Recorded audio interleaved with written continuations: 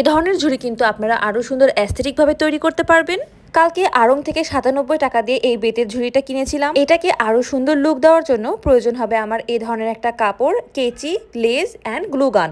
আপনারা এ ধরনের কাপড় যদি খুঁজে না পান, আপনাদের পছন্দ মতো যে কোনো কাপড়ই ইউজ করতে পারবেন। প্রথমে কাপড়টি আমি আমার পছন্দ মতো কেটে নিয়েছি, একটু বেশি বড় করেই কাটবেন। আমি বেতের ঝুড়ি নিয়েছি, আপনারা চাইলে যে কোনো আরএফএল এর ঝুড়ি বা গামলা টাইপেরও কিছু নিতে পারেন। প্রথমে ঝুড়ির নিচে আগে গ্লু গানটা দিয়ে নিব, তারপরে কাপড়টা এরকম করে চাপ দিয়ে বসে দিব, তারপরে কাপড়টাকে পুরো পাশে ভালো করে লাগিয়ে দিব যেন টানলেও উঠে না আসে অ্যান্ড সব দিকে যেন সিম্পল সুন্দর হয়। এই তো আমার প্রায় ঝুড়িতে আঠা লাগানো শেষ, কাপড়ও কিন্তু বসানো শেষ। কাপড়টি কিন্তু অবশ্যই ঝুড়ির থেকে একটু বেশি বড় থাকবে, তাহলে দেখতেও অনেক সুন্দর দেখায়।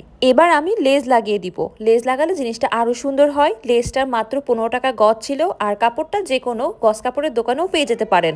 ঝুড়ির চারিপাশে সুন্দর করে লেসটি লাগিয়ে দিব গ্লুগানের সাহায্যে।